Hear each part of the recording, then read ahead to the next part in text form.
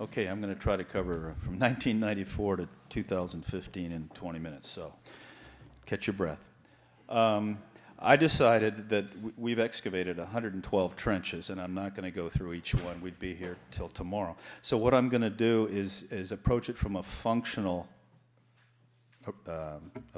way. So I've divided the site into 9 different functions based on architectural remains, artifactual remains, and ecofactual remains. And you all know where it's located. It's about 825 kilometers south-southeast of Suez, and it's easy to find on the map because it's immediately south of Ras Benas, Cape Benas, right here. So, and of course, it served different functions. It was founded by Ptolemy II in the 3rd century, and it served as mainly a governmental port, importing war elephants and materials for the government. And by Roman times, it was more of a commercial civilian activity. And certainly the government was making money from this, but it was more civilian goods coming through. So this is an overall map, and it's awfully small, I realize, but the areas, those little dots in green, are our trenches.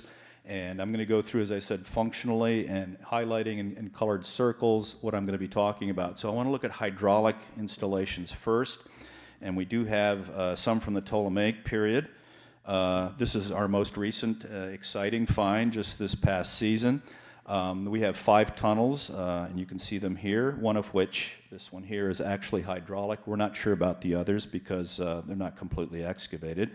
And then one that we dug earlier in the 90s, the red arrow points to the remains of a cistern, which you'll see later on was reused as a cemetery.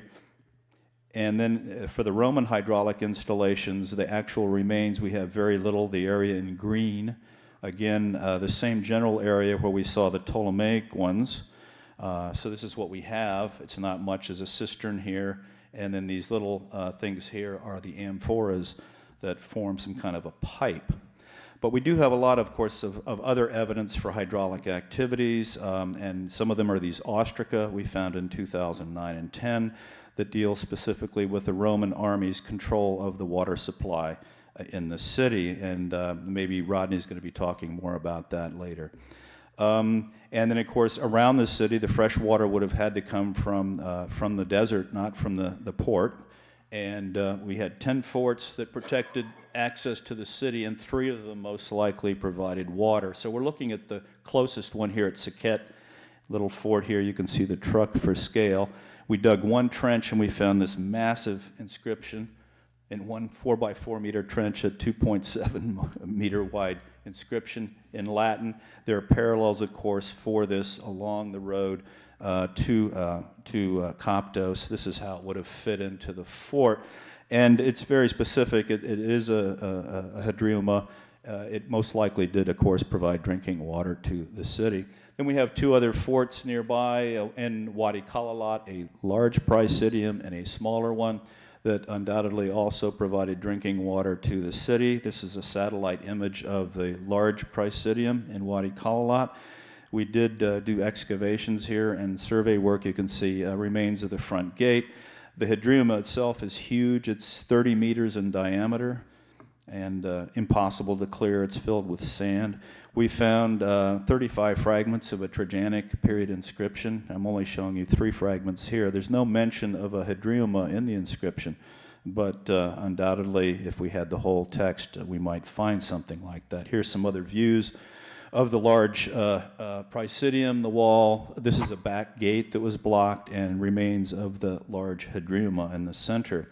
Then there's a smaller installation in Wadi Kalalat. It's less than a kilometer away here, which was probably also another source of drinking water for the city. There are some views of it, and we did do some excavations in the gate, but we found no inscription, unfortunately. Now, let's take a look at military installations. Sometimes these are tied with the hydraulics. So the areas that you see circled in sort of light blue are Ptolemaic military installations. I'm actually, my colleague, Marek, is here. He actually dug all of these. He should be the one talking about them, but here we are. So this is a geomagnetic plan of the city, and we have a layout here of what we think was part of the Ptolemaic military structure. It was walled in the Ptolemaic period. We didn't know this before. So this is new. Unfortunately, badly robbed. At the top, you see the remains of a tower. We had a nicely dated stamped amphora handle here. And below you see part of a wall that was robbed out in the Augustan period. So clearly in early Roman times, the Romans didn't find a need for a city wall anymore. And then this is recent work that's been found. This is that same trench with the hydraulic tunnels that I showed you a moment ago. And we have the remains of part of the wall here as well. Now, evidence for Roman military activity, we have actually no structures, but we do have a lot of material from the trash. Again, the same water ostraca I showed you. I mentioned the military, so we know they're here in a big way. In the Julio-Claudian and Flavian periods, I'm speculating that these little objects might have been the personal baggage of soldiers that were stationed at Bérénice in the early Roman period. This material comes pretty much from the early Roman trash dump. And again, of course, the same Praesidia that I mentioned in connection with the water, these would be, of course, obviously military in nature, along with the other forts. As I said, there are 10 forts protecting access to the city. We do have a very interesting shrine we found in the 90s. We call it the Shrine of the Palmyrenes. It's located on the red arrow up there. And it was, in fact, a shrine that had 2 inscriptions, both of which mention Palmyrenes. One was associated with this bronze statue here. This arm with the cornucopia does belong to the statue. We had about 100 wooden bowls with the remains of burned offerings. This text, which was published some years ago in Greek, mentions a Palmyrene archer named Marcus Aurelius Mokimos. It's precisely dated to 8 September 215, and it mentions a dedication to the Roman imperial cult. And then we had a second text, bilingual in Palmyrene and Greek, again mentioning some military officers, a dedication to the Palmyrene god, or dedication of a statue of the Palmyrene god Hierobol. So those are where his feet would have been, and that's all that's left of him, is this bronze hand. We found other evidence as well. We found a little head of Harpocrates. We found this reclining sphinx recycled, and we found a number of stone altars and bowls. So it was clearly a very active shrine, several different cults involving, at least at some point, the Roman army. Ptolemaic religious and funerary, we have absolutely no funerary that we can solidly date to Ptolemaic. We do have a scattering of religious, it's not much. These drawings of a bronze temple, miniature bronze temple doors, and these scarabs are about all we can scrape up for religion at Bérénice in the Ptolemaic period. Now, in the Roman period, we have a lot of data, as you can see from all the little purple circles. So let's go into the harbor first. The red arrow indicates a very strange structure that we have never been able to really figure out. You can see it's basically a square surrounded by either pavement or tumbled walls. We're not sure of the date of this. This is what it looks like in its earliest phase. You can see the floor is paved with coral heads. And there's some other views of the early phase. It looks very similar in construction to the Great Temple that I'll be telling you a little bit about later, and that Martin will be talking about to a greater extent. The style of the architecture, the way it's put together, I think the two buildings are associated. This is a later phase when early to late Roman material, 1st to 4th century, was thrown in here. It includes peppercorns, painted ostrich eggshells, fired bricks, and this statue, which is indicated here. This is not statue, but base, altar, mentioning Domitian. And then, as I said, I think there's a connection, certainly, I'm not sure functionally, but certainly date-wise, between that building and the Great Temple, which used to be called the Serapis Temple. We decided to clear it. Even though earlier Europeans had done work here, we decided to clear it and try to make a better record of it. And we found this little guy, this little horse-headed crocodile. These are the two trenches we dug in January 2015, and you can see their location just inside and just outside the entrance to the temple. Lots of heavy fallen roof beams, wood, The wood is mainly cedar. It may be recycled from ships. It could have served as niches or possibly parts of walls. Here's some other parts of that. And most amazingly, and this is what really surprised us, finding 2 fragments of stele from the Middle Kingdom period. If this is actual evidence of activity at Bérénice in the Middle Kingdom, that pushes the date back by 1,500 years. And we're speculating now that it might have been an intermediate port to Punt from the ones coming from Wadi Gawasis. But of course, we want to get back there and dig some more to find out more about this. This, I just had a conversation with someone at lunch, and she would like to put this in the Ptolemaic period, which is fine with me. And we're actually going to probably let her play with this a little bit. So we found this in the trench. We found some major inscriptions that are too big to move. This one dedicated in the reign of Claudius to the greatest nurse goddess Isis. This other one from the Trajanic period, dedicated by a secretary of an aromatics warehouse to a prominent citizen in Bérénice, probably with a statue that's now lost. And here's another little dedicatory plaque. We found many other inscriptions and fragments that I really don't have time to show you. In addition to part of the ceiling, the stars were probably, of course, inlaid with glass or painted. Parts of the decoration of the temple included marble revetment, and you can see the decoration of 2 sides of one of the doors here. So it was a very, very rich building, and as I said, you'll hear more about that. The Shrine of the Palmyrines, we just looked at that, and just leave it in there as a religious thing. So we have a / military religious structure. The late Roman Harbor Temple, this is a fascinating building. And I'm sorry we don't have a separate lecture on it, but it's right next door to the sunken area, and in fact makes use of some of the walls of the sunken area. It goes through 2 major phases in the later 4th and 5th centuries. It has some earlier phases that may or may not be religious and some later ones. So here are some of the finds, including this little Bess figurine made of faience. And these 2 little bronze critters, and the one on the right is especially interesting. The closest parallels for the bull's head actually come from South Arabia, from the 2nd centuries BC to the 2nd century AD. And then we have this Trajanic inscription of his first year, 98, that we found recycled here. And a whole host of other objects that I really don't have time to talk about. But notice the little green arrow, that little jar in the corner was filled with these little silver repoussé decorative pieces that were nailed either probably to a door or to a box or possibly to the prow of a ship. We simply don't know. And then this interesting little patera here that you see with the bronze tripod legs still intact. There it is here. A number of altars. This is a very, very rich building, and it's almost unique in Egypt in that the contents were there. A lot of botanical remains as well that I can't really go into. Here's some of the others, the painted ostrich eggshell fragments, which seem to be magical incantations. The incense burner, a number of these temple pools that are very typical of Meroe and Nubia, and we find them throughout the religious structures at Bérénice. The stars are probably representations of the dog star Sirius and are associated, of course, with Isis. The northern shrine is very similar in appearance and date to the late Roman Harbor Temple. Here's the earlier phase.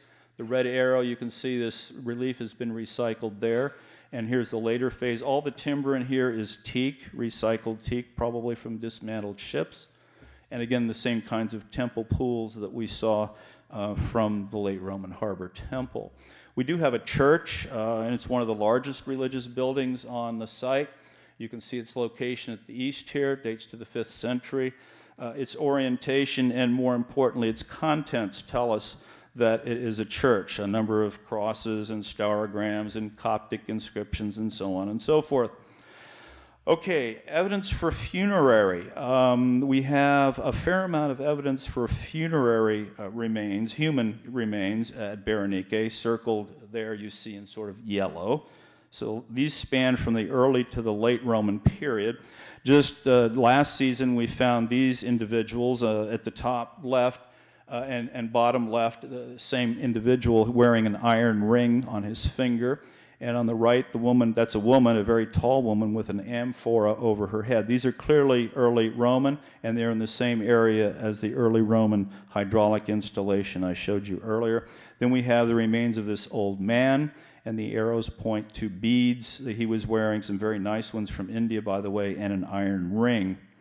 Then in the 90s, in this area that we're not sure what building it is, but we're speculating it might have been a lighthouse. We found this 30 to 40-year-old man whose neck had been broken and had been deposited in here, so there he is. And then just last season, we decided to investigate an area of modern Egyptian military bunkers, and we knew there were graves up here, so we investigated these. Some were robbed, some were intact, and some of them produced some very interesting finds, such as this little intaglio of an Eros figure milking a goat. And then in 2001, and this was Ivana's Trench, in fact, we excavated parts of this cemetery leading out of town with two types of graves, larger ones with adults that were in wooden sarcophagi. They had been robbed. And then smaller ones, cist graves. We're not sure if the difference between the two is a factor of age or of ethnicity or of economic status. And we found another 640 graves, which we mapped between Bérénice and those Praesidia that I was mentioning to you earlier. Now, we have a number of insecurely dated human remains in the areas that you see in green. This includes a man who was about 25. We found him underneath the early Roman trash dump. So whether he's late Ptolemaic or early Roman, we can't tell because there were no burial goods associated with him. And then in the Ptolemaic industrial area, we have a number of individuals who were deposited in the region after the industrial area had fallen out of use. So we can't be completely certain if these are early Roman, late Roman, or later than that. We don't know. Here's some more individuals. Jen Gates will remember some of these people. They were in her trench. And then finally, back to the industrial area. Again, I mentioned this as a cistern, and in the later period, we found this individual buried in there in a crouched fetal position, but the bones were so decayed we could not identify the gender. And of course, we don't know the age, except probably post-Ptolemaic. Evidence of commercial activity, again, not much in the Ptolemaic period. We have the remains of what might be a refuse pile for a brick kiln very near the Ptolemaic hydraulic installations I showed you a moment ago. An elephant retaining pen with elephant molars. Doesn't really have anything to do with what I'm talking about, but it's interesting. And then in this industrial area where we found the body, we found over 95 kilograms of lead, which clearly would have been used for pipes or fixtures or for sheathing for ships. And another wall in the Ptolemaic industrial area. So we didn't have much. We had a lot of nails and tacks, which may have been used for adhering sheathing to the ship hulls or for larger repairs. We did have local stone sculpture, however. So there was obviously a sculpture school here in the Ptolemaic period. It continued into the Roman period, as you will see. Roman era, again, we have far more evidence of commercial industrial activity, both in early and in late Roman times.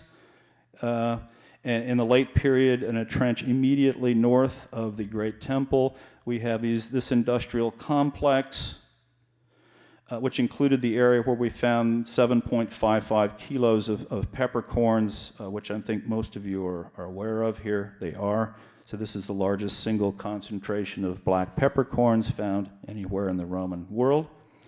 And in the harbor area, we found a number of industrial complexes. This one we just found this past season.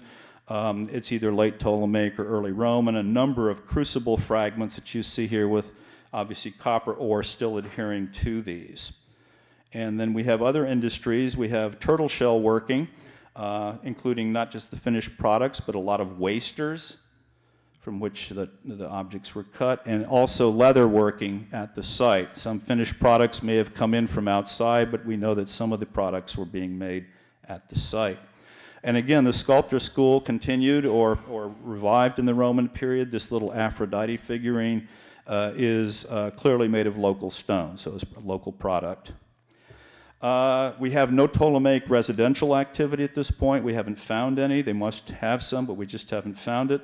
But the Roman era residential activity is confined to the late period. We have no early Roman residential activity at this point, but the areas in blue are very active in the late Roman period, and by that I mean second half of the 4th into the 5th centuries. They're all multiple storied. They all have staircases leading to missing upper floors. The upper floors were residential. The ground floors were where they conducted their commercial activities. And as you can see, walls immediately beneath this. This is a very active part of the site. And here's another one, a lot of recycled material, recycled column capitals and so on. These are fallen roof beams. And here's a reconstruction of one of the trenches where we found a number of early Roman inscriptions, probably taken from the Great Temple to be recycled somewhere else in the city in the 4th or the 5th centuries. A lot of these buildings, in addition to staircases, had these interesting niches, and the niches were often had wooden shelving remains, and the wooden shelving was made of teak, undoubtedly, again, recycled from ships in the late period.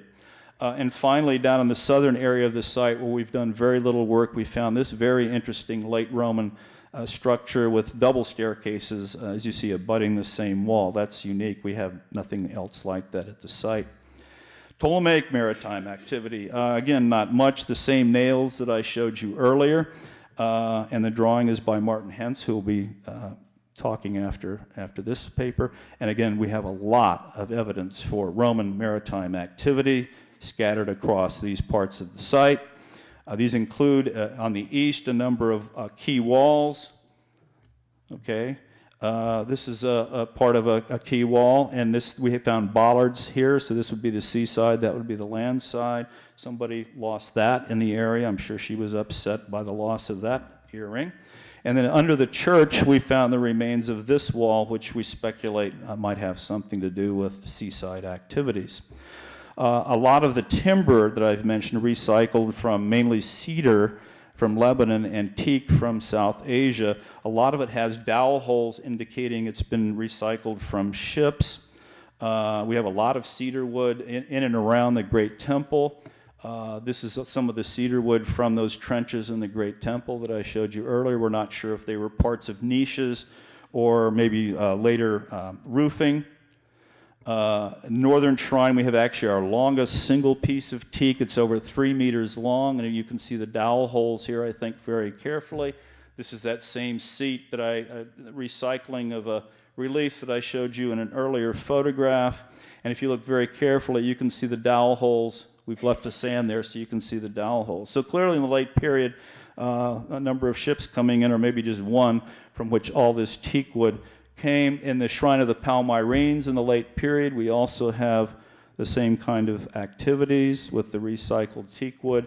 And in that industrial area immediately north of the Serapis Temple, we have this. There's a lot of use of teak wood in the late period, and it seems cedar wood in the earlier periods.